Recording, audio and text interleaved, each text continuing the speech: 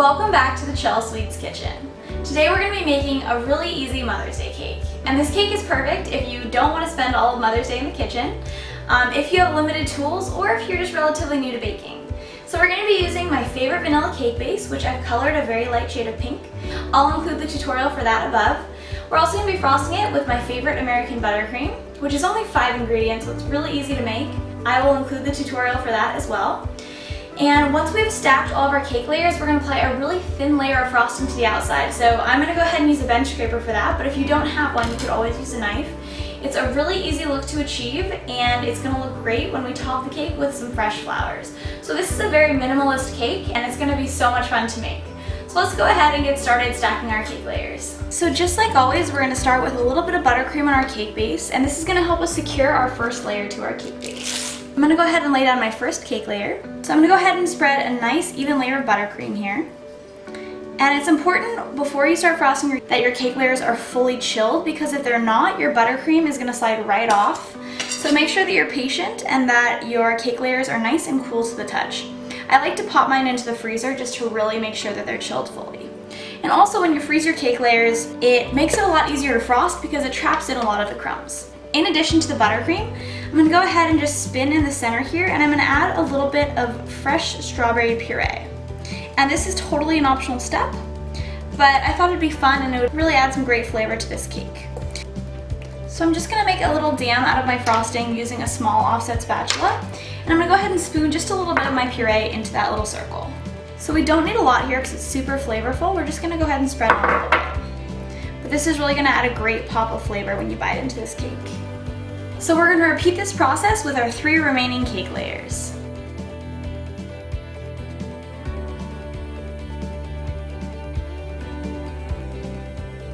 And I like to place my top layer upside down because it helps you get sharper corners. You know that the bottom of the cake layer baked against the pan, so it is always perfectly flat. So I'm going to go ahead and press down just to make sure we don't have any air bubbles in there. I'm also going to just make sure that our cake is aligned. So it looks pretty good, so I'm going to go ahead now and start to apply our thin layer of buttercream. So as we do this, I'm going to start with my offset spatula, and we're going to use some of this frosting that's kind of overhanging from our cake layers, and we're just going to go ahead and smooth it around. So we're going to go layer by layer and work our way down. And you want to be gentle as you're doing this, because you don't want to scrape off a lot of excess crumbs. You want to kind of trap them in there. So now that we've smoothed out the frosting that was overhanging between our layers, we're going to go ahead and add a little bit more frosting to any parts of our cake that don't have any frosting on them, because we do want to seal in the moisture.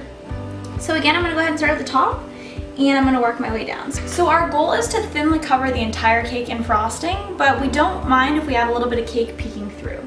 So we're going to go ahead and add a little bit more down here to the base where we do have just plain cake. However, if you want to skip this step, you can always pipe your frosting between your layers and just leave the edges exposed. So now that we've sealed in our base layer here, I'm going to go ahead and scrape off the excess. And I'm just going to go ahead and use that excess on any areas that I think might need a little more frosting. And don't worry if you think you're adding too much frosting, because when we use our bench scraper, we're going to scrape off any excess. So now that we have the whole cake covered very thinly, I'm going to go ahead and use a bench scraper to scrape off this extra frosting and expose a little bit more of our cake layers. This is also a great way to make sure that your cake layers are aligned if you kind of stick in your cake bench and you just see that they're nice and straight. If they're not, you can always slide them a little bit, just like that. Perfect. So as we do this, we don't want to apply too much pressure because we don't want to shift our layers. We just want to apply enough to go ahead and remove that excess frosting and really smooth out our sides. So as you can see, I'm removing a lot of frosting. I'm going to go ahead and scrape this on the edge of my bowl. And we're just going to do a few more passes up at the top. And then we're going to smooth out the top of our cake. And if you have any areas that look like they actually have a little bit of a gap in your frosting, you can always add a little bit more and then smooth it out. And I know it seems counterintuitive to add frosting when you're scraping it off, but it really is just to get that fully covered yet visible cake look. So now that we've gotten our sides nicely smoothed, yet still a little bit exposed, I'm going to go ahead and smooth out our top just by dragging in with my cake bench towards the center of the cake. And if you want to see a list of all the tools that I'm using today, I just put a full tutorial of all of my favorite tools and brands up on my Baking Basics playlist, and I'll include a link for that above. So now that our semi-naked cake is fully frosted, we're going to go ahead and pop it into the fridge to let our frosting set, and we're going to prepare our flowers for the top of the cake. So while our frosting chills, we're gonna go ahead and prepare some fresh flowers. And normally I like to decorate my cakes with buttercream accents, but using fresh flowers is a really quick and easy way to make a beautiful decoration on a cake. So I have here a mixed bouquet that I bought at my favorite flower shop, and we're going to be cutting the stems and wrapping them in floral tape. And this is extremely important because if you don't do this, the fluid from the stems can leach into the cake and leave a bitter flavor, and also you can get sick from certain flowers. So it's really important that you wrap up your stems and that you're also careful about which flowers you choose. So I'm going to include a link of safe flowers for cakes below in the comment section. So if you have any questions or concerns, you can go there and check that out. So now I'm going to zoom in so you guys can see exactly how I'm trimming and preparing these flowers. So I'm going to go ahead and trim this rose first. As you can see, this is exactly what it looks like when it came out of the bouquet. I'm going to go ahead and trim pretty close to the base, and I'm going to go ahead now and wrap this stem. So I'm going to take my floral tape, I'm going to put it at an angle, and I'm just going to gently spin the flower and wrap the stem. So as you can see, it's super simple. It actually goes pretty fast the more you do it. So once you have reached all the way to the base, I like to kind of pinch it and then trim it. And then I always kind of pinch it together just to make sure that it really is nicely sealed on there and you're not going to have any of those fluids leaching out. So now that this flower is nicely prepared, I'm going to go ahead and set it aside and prepare the rest of our flowers. And if you don't know where to get floral tape, you can either order it online or you can get it at most local flower shops. So now that all of our flowers are wrapped, it's time to get these onto our cake. I'm going to go ahead and take some of my buttercream and I'm going to place it into the center of my cake. And for this, I'm just using leftover buttercream we had from when we first frosted our cake. So I like to kind of shape this into a dome. This doesn't have to look good by any means, it's truly just to secure the flowers.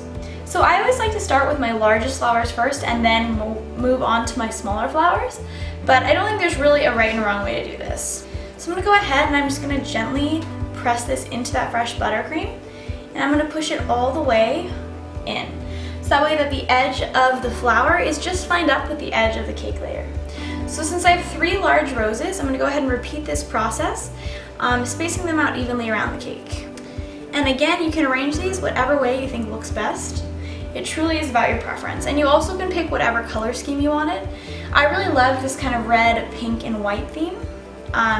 This bouquet was my favorite, but whatever your store has or whatever your mom's favorite colors are, definitely feel free to use. So now that we have all of our carnations on, I'm going to go ahead and add in our chrysanthemums. And I'm just going to kind of gently layer these in between. And you can also start sticking them up to get a little bit of height. And again, you're pressing with these very lightly because you don't want to stab into the cake, you just want them to be secure. And lastly, we're going to go ahead and add some of our greenery in. And I like this to kind of stick out of the top. I really think it gives it a great height and kind of makes it a little bit more fun and playful. If you're worried about your flower petals touching your frosting, if you're worried about the cleanliness of them or if they were treated with pesticides, you can always lay down a thin layer of parchment paper as well. And just like that, our easy Mother's Day cake is complete. If you enjoyed this video, be sure to click the like and subscribe button below. If you want to see the recipe for this cake and buttercream, you can visit chelsweets.com. And if you want to see more of my cake creations, you can also follow me on Instagram at Chelsweets. So thanks so much. Hopefully I'll see you guys again soon.